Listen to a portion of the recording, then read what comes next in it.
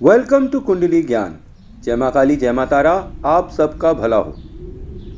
कुंडली analysis of subscriber में आज हम देखेंगे एक पुराने सब्सक्राइबर मिस्टर डॉन कुमार की कुंडली, और वो भी वर्ष फल के रूप में, क्योंकि उन्होंने मुझसे पूछा है कि इस साल हमारा समय कैसा चलेगा, तो उसी के हिसाब से मैं इनको बता रहा हूँ। हालांकि मैं वर्ष कुंडली किसी की एनालाइज नहीं कर रहा हूँ, यहाँ पर किसी की भी नहीं किया, क्योंकि अभी तक मैंने अपने व्यूअर्स को वर्ष कुंडली के बारे में कुछ बताया ही नहीं है। तो जब बताया नहीं है तो फिर बाउंसर होने लगा कि वर्ष कुंडली होती क्या है, कैसे बनती है, क्या है क्या नहीं है, इसके बारे में नो हाउ अभी कुछ बताया ही नहीं किसी को।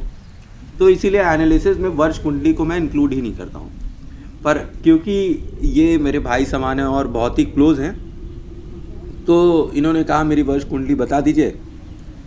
तो एक तरह तो मन हुआ कि ना बताऊं, लेकिन फिर भी चलो, जब इन्होंने आग्रह किया है तो मैं बता ही देता हूं। और इनको पता ही है, इनका नाम डॉन कुमार है, ठीक है। तो इनका जन्म नवंबर में हुआ है। तो हम नवंबर में लग्न जो था इनका, वो वृश्चिक राशि का लग्न था। अब वर्ष कुंडली में हम देखेंगे नवंबर मतलब 8 नंबर कौन से भाव में, कौन से घर में बैठा हुआ है। तो 4th हाउस में बुध और 8 नंबर लिखा हुआ है। अब 8 नंबर किसकी शक्ति है? ये स्वयं मंगल की शक्ति है। और वो किसके साथ बैठा हुआ है? बुध के साथ बैठा हुआ है। तो ये मंगल बद्ध योग बनाना स्टार्ट कर देता है। अब बर्थडे की शुरुआत घर के अंदर क्लेश से स्टार्ट हो जाएगी। और क्लेश भी किस लिए होगा? क्लेश होगा जिद्द से। ये अपने घर में जिद्दियाए हुए हैं और अड़े हुए हैं। मंगल इन्हें अड़ियल रवैया देता है और बुध इन्हें जिद्द का रवैया देता है। अब बुध यहाँ पर क्या कर रहा है और क्या नहीं कर रहा है, और किसकी वजह से हो रही है। अब इसके लिए हम 3rd हाउस को, पीछे के हाउस को देखें तो वहाँ पे सूर्य और 7 नंबर लिखा हुआ है। इसका मतलब ये लड़ाई झगड़ा जो है किसी शादी या किसी फीमेल को लेकर होगा कि 7th हाउस इज व्हाट, पत्नी, होने वाली पत्नी या पत्नी को लेकर घर के अंदर बहुत बवाल मचेगा और काफ़ी वाद विवाद हो सकता है, झगड़ा हो सकता है। घर के अंदर क्लेश से ही नवंबर का महीना स्टार्ट होगा। पर दिसंबर आते आते आते आते आते मतलब 5th हाउस में आप देखिए शुक्र बैठा हुआ है और 9वें भाव के साथ बैठा हुआ है। 9वां भाव धन का भाव है, और शुक्र जो है जब भी इस सूर्य के घर में 5th हाउस में आता है तो उच्च का हो जाता है। और यहाँ पर इनकी लव मैरिज होने की चांस काफ़ी अधिक हो जाते हैं कि इनकी लव मैरिज हो, क्योंकि शुक्र यहाँ पे 5th हाउस में आपको लव मैरिज के लिए धक्का देता रहता है। और दूसरी चीज़ ये कि इनकी पत्नी के आने के पश्चात इनका भाग्योदय होगा। मतलब कि अब इनका भाग्योदय होगा जब इनकी पत्नी आएगी। तो यहाँ पर ये संभावना है कि शुक्र की स्थिति देखते हुए कि इनकी लव मैरिज इसी साल होने की बहुत ज़्यादा चांसेस हैं। और इनकी पत्नी के आने से इनके घर में धन धान्य की बरसात हो जाएगी और भगवान की कृपा आएगी, ठीक है। तो हालांकि ये 9 नंबर और शुक्र दोनों ही एक दूसरे के दुश्मन हैं, एक गुरु हैं और दूसरे शुक्र। तो ये अपने अपने फल देंगे। मतलब कि जो इनकी पत्नी होगी या प्रेमिका होगी, उनका घर के कुछ बड़े बुजुर्गों से थोड़ा सा मनमुटाव हो सकता है। पर ओवरऑल देखा जाए तो ये एक ऐसा कॉम्बिनेशन है जिसमें पैसा ही पैसा आता है। शुक्र यहाँ पर पैसे की कभी कमी होने नहीं देते हैं, ठीक है। तो 5th हाउस इनका अच्छे स्थिति में, भले ही इनके 5th हाउस में दुश्मन ग्रह बैठा हुआ है। यहाँ पे एक चीज़ का मैं एडिशन करूँगा कि शुक्र यहाँ बैठा तो है, पर राजा को ये विलास की तरफ दौड़ा देता है। मतलब ये आपके जो संबंध हैं, ये कुछ गलत आदतें या गलत औरतों के पीछे पीछे जाना, ये सब चीज़ें एक्टिव कर देता है, क्योंकि शुक्र उच्च का है। तो यहाँ पर हमें अपने कैरेक्टर को बहुत संभाल के रखना चाहिए। और लव मैरिज हो रही है, साफ साफ दिखाई पड़ रहा है इसके अंदर, तो आपको थोड़ा सा सब्र रखना चाहिए। इधर उधर भागने की कोई आवश्यकता नहीं होगी। अब जब 3rd हाउस में हम पहुंचते हैं तो यहाँ पे 10 नंबर लिखा हुआ है। तो जब 6th हाउस में पहुंचते हैं तो यहाँ 10वां नंबर लिखा हुआ है। अब 6th हाउस किसका है? बुध का घर है। और ये रोग ऋण शत्रु का भी घर है, यहाँ केतु भी बैठते हैं। तो अब इनका जो प्रोफेशन है वो रोगों से, ऋणों से और शत्रुओं से पीड़ित हो जाएगा। अब यहाँ पर बैठे बैठे 10 नंबर का घर 6वें घर में बैठकर 12वें घर में देखता है जहाँ मंगल और 4 नंबर लिखा हुआ है।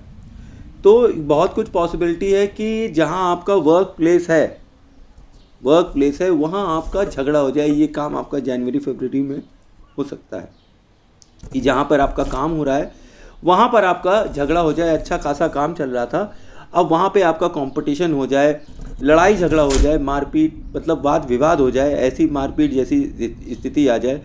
तो यहाँ पर रोगी ऋणी शत्रु मतलब आपका प्रोफेशन और जॉब बहुत ही परेशानी वाली स्थिति में रहेगी हमेशा। भले ही आप काफ़ी कंपटीशन के बाद अपनी जॉब पाने में सफल हो जाएं, लेकिन ये सिलसिला आपका और भी परेशानियों वाला रहेगा। मतलब कि आपके प्रोफेशन की जगह आपका ऑफिस जो है वहाँ आपका वाद विवाद होना पक्का है इस साल। तो कृपया करके अपने ऑफिस वाली जगह को वाद विवाद से बचाएं। जब आपको पहले ही पता है कि आपके साथ ये होगा तो आप किसी से लड़ाई ना करें, ऐसी मेरी गुजारिश है अपने ऑफिस में, अपने वर्क प्लेस में, ठीक है। और ऐसी जॉब जिसको पाने के लिए आपने टफ कंपटीशन किया है उसको ख़राब ना करें। अब जब हम 7th हाउस में आते हैं तो यहाँ पे शनि और चंद्रमा लिखा हुआ है और 11 नंबर लिखा हुआ है। शनि यहाँ पर पॉजिटिव इफेक्ट देते हैं, ये जो है जातक की शादी इस्टेब्लिश करा देते हैं। मतलब अब जातक की शादी होगी पर थोड़ी देर से हो तो वो बात अलग है। यहाँ चंद्रमा की उपस्थिति मैरिड लाइफ में डिस्टर्बेंसेस क्रिएट करती है क्योंकि ये विष योग बन जाता है। तो यहाँ पे सिंपल सा सिद्धांत है कि चंद्रमा का मैलिफिक इफेक्ट आ रहा है यहाँ पे 7th हाउस में। तो यहाँ पर आपको ये देखना चाहिए कि आपकी पत्नी की आपकी माता से ठीक ठाक बने। आप दोनों साइड सपोर्टिव रहिए और अपनी वाइफ को सपोर्ट करते रहिए, क्योंकि वाइफ के आने के बाद ही यहाँ पर जो भाग्य भाव है 11 नंबर लिखा हुआ है। इसका मतलब आपकी पत्नी जो है वो चरित्रवान होगी और वो महाभाग्यशाली होगी। उसके आने के पश्चात आपके भाग्य में वृद्धि होगी। ये भी कब होगी? जब आप अपनी पत्नी का हमेशा ख्याल रखेंगे।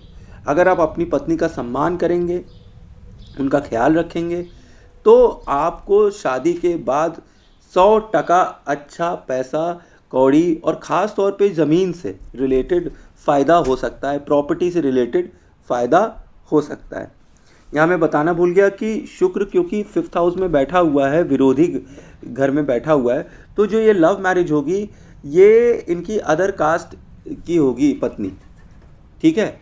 और शादी के बाद सब कुछ अच्छा होगा, सब कुछ बहुत प्रेम पूर्वक होगा। पर यहाँ पे जो ये विष योग बन रहा है 7th में, किसी न किसी बात को लेके लड़ाई होती ही रहेगी कि वाद विवाद हो जाए, मन मुटाव हो जाए, मन खराब होता रहे कि शादी तो हो रही है पर मन खराब हो रहा है।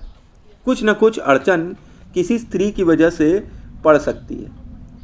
अब स्त्री की वजह से पड़ सकती है, वो भी मात्र समान स्त्री की वजह से यहाँ पर अड़चन पड़ सकती है, पर शादी हो जरूर जाएगी क्योंकि ये शुक्र का घर है और शनि दीवाना शुक्र का, समझ रहे हैं।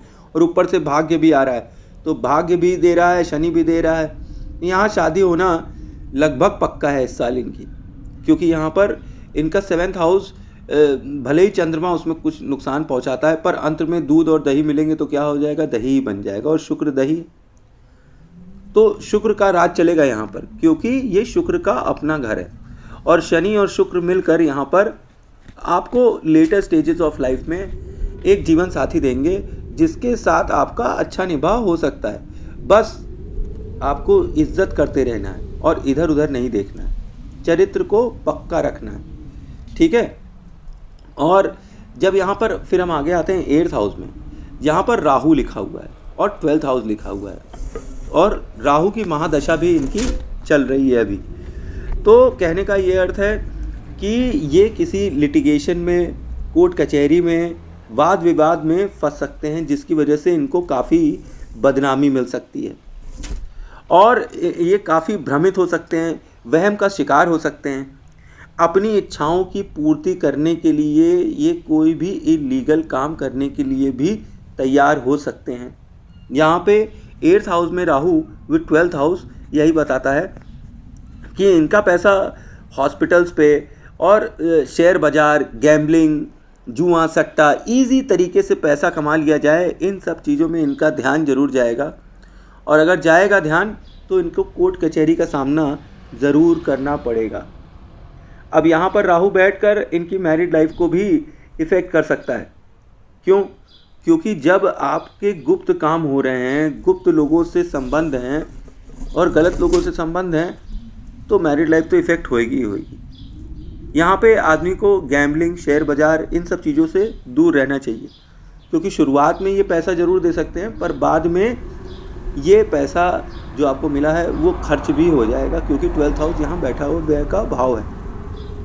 ठीक है, तो जो भी गुप्त रूप से करने वाले काम हैं, रात में करने वाले काम हैं, रात्रि क्रिया काम करने वाला है, और जुआ, सट्टा, लॉटरी, शेयर बाज़ार, इन सब से यहाँ पे इस जातक को दूर रहना चाहिए और इजी तरीके से पैसा कमाने के बारे में बिल्कुल नहीं सोचना चाहिए, क्योंकि यहाँ पे राहु आपको भ्रमित कर देता है, आपको माइग्रेन दे देता है, आपको एक ऐसा इल्यूजन देता है कि आपको लगता है कि हाँ हमें बहुत बड़ा घर चाहिए, मकान चाहिए, गाड़ी चाहिए, तो उसके लिए आप कुछ भी करने के लिए तैयार होने लगते हैं। ठीक है, अब जब यहाँ पे 9th हाउस में फर्स्ट लिखा हुआ है, नंबर 1 लिखा हुआ है, तो तन मिला किससे? गुरु से मिला।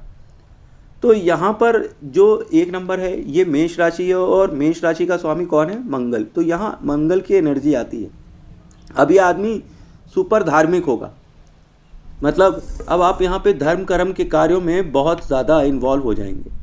हो सकता है इस वर्ष आपको आपके लिए एक योग्य गुरु भी मिल जाए, क्योंकि मंगल या 1 नंबर या 8 नंबर ऐसी जब भी राशि आती है, मंगल का जब भी प्रभाव पड़ता है 9th पे, तो ये होता है कि आपके गुरु से भेंट हो जाती है, क्योंकि मंगल का 1 नंबर मतलब तन और गुरु का 9th हाउस बैठा हुआ है, तो आपकी भेंट होगी आपके गुरु से इस साल। दूसरी चीज़, आप धार्मिक कार्यों में बढ़ चढ़ कर हिस्सा लेंगे, आप मेडिटेशन कर सकते हैं। ठीक है, आप काफ़ी पूजा पाठ करने वाले हो सकते हैं और इसका आपको अच्छा प्रभाव मिल सकता है, क्योंकि ये गुरु का घर, 9वां घर जो है, यहाँ पे अच्छे प्रभाव दे रहा है। ठीक, तो और उसके पश्चात अगर मैं ये बोलूँ कि मंगल जो है एक विरोधी भी है, एक ऐसा व्यक्ति है जो कि अड़ियल है। यहाँ पे ये आपको अड़ियल बना देता है, आपको ज़िद्दी बना देता है। और किस चीज़ में बनाता है? आपके सामने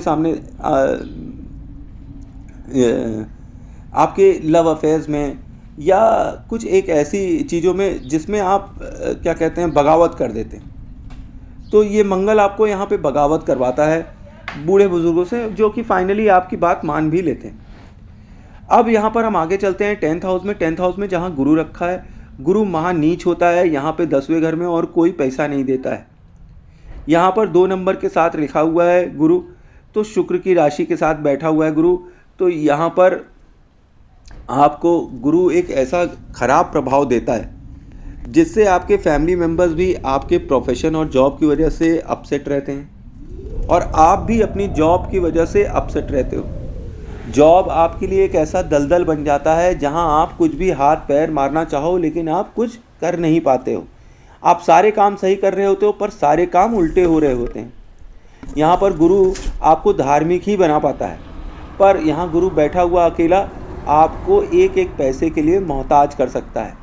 फाइनेंशियल क्रंच आने की इतनी ज़बरदस्त संभावना है जिसकी इंतहा नहीं। यहाँ केवल एक ही सजेशन है कि जो काम कर रहे हैं शांति से करें, कोई नया काम ना चालू करें, किसी नई चीज़ों के बारे में ना सोचें, क्योंकि आप जितनी नई चीज़ों के बारे में सोचेंगे कोई पूरा नहीं हो पाएगा और आप फिर फ्रस्ट्रेशन का शिकार हो जाएंगे कि आपका कोई काम पूरा नहीं हो रहा है, आपकी जॉब भी जो है वो स्टेबल नहीं है, बार बार स्विच करना पड़ रहा है, या फिर सेटिस्फैक्शन नहीं है जॉब में। इस तरह की चीज़ें आपको इस साल देखने को मिलेंगी और इससे आपके फैमिली मेम्बर्स तो इफ़ेक्ट होंगे ही होंगे, आपका बैंक बैलेंस भी कम होता चला जाएगा। अब यहाँ पर आते हैं 11th हाउस में जहाँ 3rd हाउस लिखा हुआ है। अब शनि के घर में बुध बैठे हुए हैं, शनि और बुध मित्र हैं। तो यहाँ 3rd हाउस की हम पोजीशन देख लें। 3rd हाउस के अंदर हमें सूर्य और 7वां घर लिखा हुआ दिख रहा है, सूर्य और शुक्र। मतलब कि अब यहाँ पर आपके जो पिता हैं वो आपकी काफ़ी हेल्प कर सकते हैं और वो आपकी साइड ही बोलते रहेंगे। पर यहाँ पर काफ़ी हद तक आपको आपके जो क्या कह सकते हैं मैरिड लाइफ है उसमें हिंड्रेंसेस मिल सकते हैं, कुछ मतभेद, कुछ कम्युनिकेशन गैप्स आपकी आपके वाइफ से हो सकते हैं या फिर आपके लाइफ पार्टनर्स के साथ हो सकते हैं कि कुछ एक ऐसी गैपिंग है। यहाँ पे पिता का रोल बड़ा ही अजीब सा है क्योंकि सूर्य जो है यहाँ पर थर्ड हाउस में तो आपको कम्युनिकेशन स्किल्स राजा की तरह देता है, पर वही इफेक्ट जब यहाँ पर ये 11वें घर में देने लगता है, क्योंकि थर्ड हाउस लिखा है तो थर्ड हाउस की जैसी हालत होगी वैसे 11th हाउस की होगी। तो यहाँ पर 11th हाउस जो है एफ्लिक्टेड तो नहीं है, पर मैं यहाँ पर एक चीज़ बोलूँगा कि इन्हें अपनी पत्नी के साथ और अपने वैवाहिक जीवन में बहुत ही समर्पित रहना चाहिए। जितना ये अपने पत्नी के साथ संबंध अच्छा करेंगे उतना इनका भाग्य और अच्छा होता जाएगा, क्योंकि 7th हाउस में 11th हाउस लिखा हुआ है। तो यहाँ पे ये अनिवार्य हो जाता है कि आपको आपकी पत्नी के साथ कंजाइल रिलेशनशिप बनाना बहुत ज़रूरी है अगर आप अपने भाग्य का साथ अपनी लाइफ में चाहते हैं। और कम्युनिकेशंस के भाव का 11th हाउस में आना ये भी बताता है कि अगर ये सज्जन जर्नलिज़्म, कोई ट्रेडिंग, कोई यूट्यूब या ऑनलाइन काम, इंटरनेट का काम, ये सब चीज़ों में अगर हाथ डालें तो इन्हें अच्छा पैसा मिलेगा।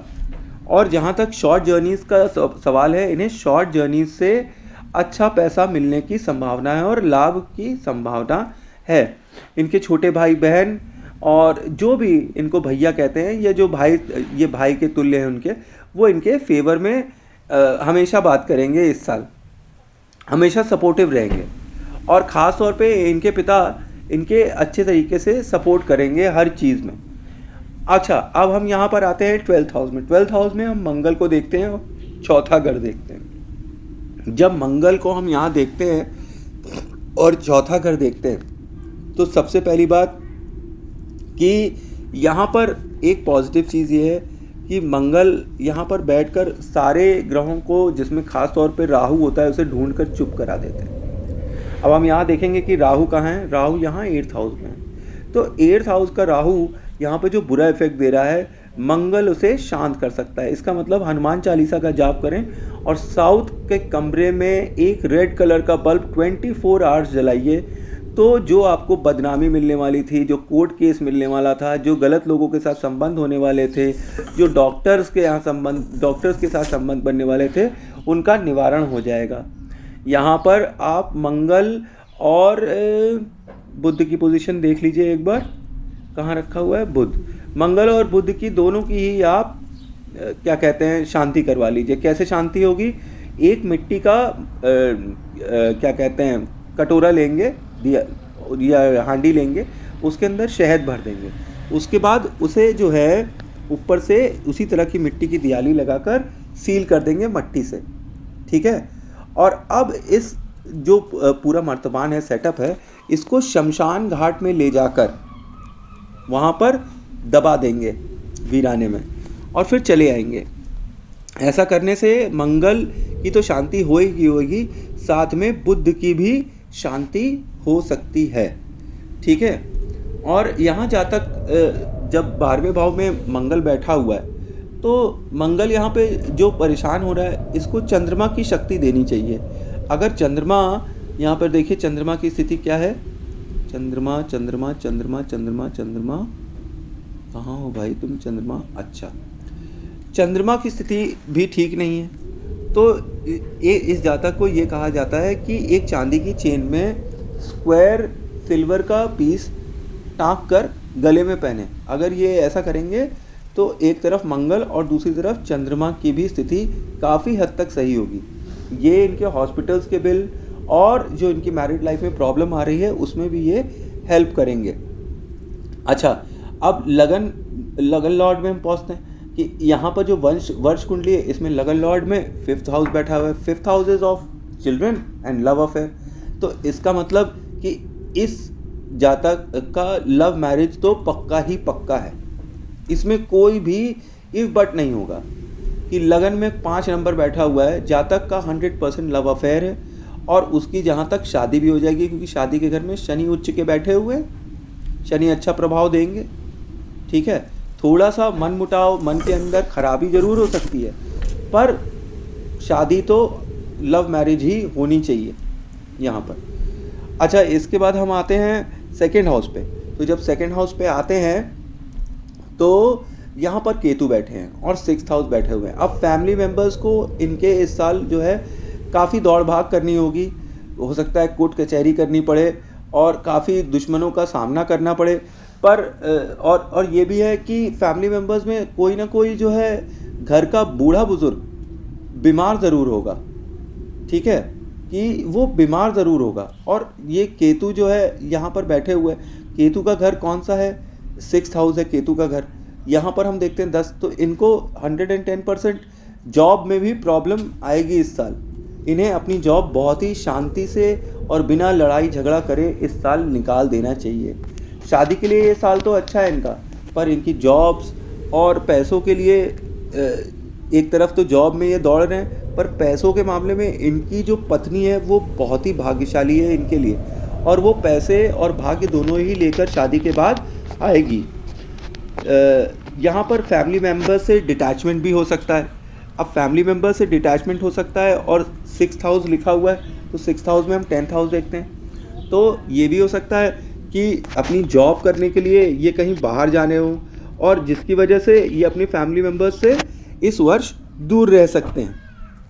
ठीक है, मतलब कि अब ये अपनी फैमिली मेम्बर से दूर रह सकते हैं। किस चीज़ की वजह से? अपने काम की वजह से। ये कहीं बाहर जाने का प्लान कर सकते हैं या बाहर जा भी सकते हैं। फिर उसके बाद लास्ट में हम देखेंगे कि थर्ड हाउस में बैठे हैं सूर्य और 7वां घर।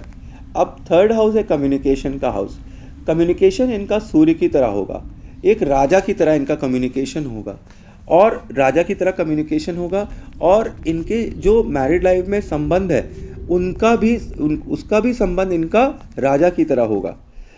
सूर्य यहाँ पर एक अच्छे प्रभाव देते हैं क्योंकि ये बुध के घर में, तो बुध के घर में सूर्य बुध आदित्य राजयोग जैसी स्थिति बना सकते हैं। अब यहाँ पर सूर्य की दृष्टि किस पे पड़ रही है? 7वें पे पड़ रही है। तो फिर से ये बात होती है कि अब आपकी शादी, आपकी पत्नी के ऊपर सूर्य की दृष्टि पड़ रही है, तो ये दो चीज़ दिखाता है। एक तो ये आपकी शादी को 100% कन्फर्म करता है। दूसरा, पिता तुल्य या पिता के द्वारा आपकी पत्नी के साथ कोई पिता या पिता के समान बंदा जो होगा वो आपकी शादीशुदा ज़िंदगी में बहुत ही ज़्यादा इंटरफेयर कर सकता है। पर इंटरफेयर करने से कोई फ़ायदा नहीं होगा, क्योंकि बाकी सारे ग्रह जो यहाँ पर बताते हैं कि शादी इनकी होगी ज़रूर। अब चाहे सूर्य चाहे चाहे ना चाहें, चाहे गुरु चाहे चाहे ना चाहें, ठीक है। तो सिंपल सी बात है कि शादी जो है लव मैरिज होगी, लेकिन ऑक्यूपेशन के लिए ये साल अच्छा नहीं है, जॉब्स के लिए ये साल अच्छा नहीं है, भटक सकते हैं यहाँ पे काफ़ी। बस एक ही अच्छी चीज़ है कि अगर शादी हुई तो लड़की बड़ी भाग्यशाली होगी और अपने साथ लक लेकर आएगी। तो यहाँ पर ये एक चीज़ जाते जाते मैं ये भी बता दूँ कि अब मैंने सारी चीज़ें बता दी हैं। नवंबर से स्टार्ट है और हर घर जो है आगे चलते जाइए, दिसंबर, जनवरी, फरवरी, मार्च, अप्रैल, मई, जून, जुलाई, अगस्त, ऐसे कर कर आप आगे चलते जाइए एंटी क्लॉकवाइज। तो आपको हर महीने का एक फल मिलेगा। वो महीने का फल उस महीने मिल सकता है, अगले महीने के 10 दिन में भी मिल सकता है, ठीक है, आगे पीछे होकर मिलेगा, पर फल ऐसे ही मिलेंगे मंथ वाइज जैसे आपकी डेट ऑफ बर्थ है। दूसरी चीज़, क्योंकि राहु की महादशा चल रही है, तो राहु की 7वीं दृष्टि किस पे पड़ रही है? कुटुंब के भाव पे पड़ रही है, सेकंड हाउस पे पड़ रही है। और राहु कहाँ बैठा हुआ है? 8th हाउस में बैठा हुआ है। तो अब ये कुटुंब से मनमुटाव भी करा सकते हैं, फैमिली से मनमुटाव हो सकता है। और यहाँ स्पेशली मैं बोलूँगा कि ससुराल से मनमुटाव ज़रूर हो सकता है। ससुराल से मनमुटाव यहाँ पर ज़रूर हो सकता है। राहु यहाँ पर बैठकर यही करवाने वाला है। अब राहु की जब 5वीं दृष्टि पड़ती है, 1, 2, 3, 4, 5, तो ये आपके 12th हाउस पे पड़ती है। 12th हाउस पे राहु की दृष्टि पड़ने से बहुत चांस है कि आपके लिए जेल खाना, दवा खाना और पागल खाना इन 3 चीज़ों का दरवाज़ा खुल जाए, इसका मतलब आप बहुत ही ज़्यादा स्ट्रगल करेंगे मेंटली, और हेल्थ इश्यूज़ भी आपको अच्छे खासे आ जाएंगे, ठीक है। और हेल्थ इश्यूज़ भी आ जाएंगे और रिलेशनशिप में भी इश्यूज़ आ सकते हैं, क्योंकि मैंने जैसे बताया कि अगर मंगल 6, 8 और 12th हाउस में बैठे हुए हैं तो ये सेपरेशन देते हैं। तो ये बहुत कुछ सेपरेशन दे सकते हैं आपकी लाइफ पार्टनर के साथ। ये कैसा सेपरेशन दे सकते हैं? ये ऐसा सेपरेशन दे सकते हैं कि आप काम कर रहे हैं बेंगलोर में और आपकी वाइफ है दिल्ली में।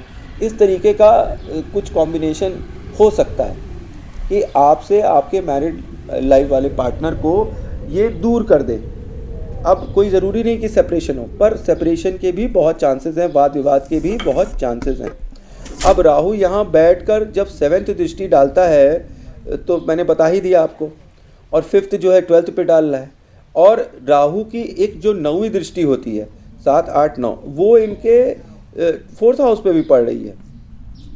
अब इनके घर में भीषण दंगल होगा, बहुत भीषण दंगल हो सकता है, और काफ़ी वाद विवाद हो सकता है। क्यों? इनके मन चले नेचर की वजह से हो सकता है। घर में रहना इनके लिए पूर्णतः हानिकारक होगा। मेरा सुझाव है कि अगर ये घर नहीं छोड़ सकते हैं तो घर के बगल में एक किराए का मकान लेकर रहना स्टार्ट कर दें, क्योंकि जब तक ये घर में रहेंगे इनको गुप्त शत्रु, गुप्त रोग और पता नहीं क्या क्या चीज़ें, समझ रहे हैं, प्रॉब्लम ही प्रॉब्लम होने लगेगी। इनकी वाणी में भी चलो ज़्यादा कुछ नहीं बोलेंगे, लेकिन फिर भी मचलना और घर में क्लेश ये पॉसिबल है इस साल इनके। तो इस चीज़ के लिए मैं बोलता हूँ कि जब ये शादी कर लें तो ये अपना घर अलग कर लें। वैसे भी फॉरेन कंट्री जाने का या अपने जन्म स्थान से दूर होकर काम करने का इनका योग बन रहा है। भूल कर भी ये जातक जो है गैम्बलिंग, शेयर सट्टा के पीछे ना भागे। मेडिटेशन करने पे इनको विशेष फल प्राप्त होगा। अच्छा, शुक्र यहाँ पर 5th हाउस में बैठा हुआ है, तो आपको याद है मैंने क्या बोला था? जब शुक्र 5th हाउस में बैठे तो माता काली की पूजा करने वालों को विशेष फल प्राप्त होगा। तो इनको मैं यही सजेस्ट करूँगा कि यह माता काली के वैसे भी भक्त हैं, तो माता काली की ये डट कर पूजा करें, साधना करें। माता का इन्हें 110% फल मिलेगा। और 5th हाउस में शुक्र बैठा हुआ है तो लव मैरिज ये पक्की करता है, और ये सारी चीज़ें पता है आपको किसकी वजह से हो रही है? ये माता काली की कृपा से होंगी। तो कहने का अर्थ ये है कि अगर आप माता काली की पूजा करते हैं तो आपको शुक्र का, धन का लाभ होगा। फिर चाहे पैसा कहीं से भी आए, किसी के थ्रू आए, आपको पैसा ज़रूर मिलेगा। पर ऑक्यूपेशन के लिए मैं आपको फिर बताऊं कि आपको बहुत सावधान रहना चाहिए। आपको गुरु की चीज़ों का दान करना चाहिए। बड़ी मंदिरों में जाकर पूजा पाठ ज़्यादा करने से आपका जो प्रोफेशन हाउस है वो डिस्ट्रॉय होने लगेगा। पूजा आपको एकांत में घर में ही करनी चाहिए। ज़्यादा पूजा पाठ ना करें। मंदिर जा रहे हैं तो वहाँ पे केला और चने की दाल चढ़ाएं। नित्य ऐसा करें। एक मुट्ठी दाल ले लीजिए और एक ही केला ले लीजिए, ज़्यादा मत खर्चा करिए, कम ही खर्चा करिए रेमेडी पे। मंदिर में जाइए, हाथ जोड़िए, केला चढ़ाइए, दाल चढ़ाइए और अपने काम पर निकल जाइए। गुरु की चीज़ों का दान करने का ये मतलब हो गया है कि अब आप पीले कपड़ों से दूर रहिएगा। जितना आप पीले कपड़ों से दूर रहेंगे उतना आपके लिए लाभकारी सिद्ध होगा। और यहाँ पर शनि के घर को किसी भी हालत में ख़राब नहीं होना चाहिए, क्योंकि राहु की दशा, महादशा अभी भी इनके ऊपर चालू है। तो इनके लिए सजेशन है कि ये कोई भी तरीके का नशा, इलीगल एक्टिविटीज़ और मतलब वाद विवाद, इन सब चीज़ों में बिल्कुल ना पड़े, नहीं तो इनको कोर्ट कचहरी का सामना करना ज़रूर पड़ेगा। तो ये थे मेरा सूक्ष्म विश्लेषण वर्ष कुंडली का मिस्टर डॉन कुमार के। आई होप आप लोगों को मेरी इन्फॉर्मेशन अच्छी लग रही होगी। जय माँ काली, जय माँ तारा, आप सबका भला हो।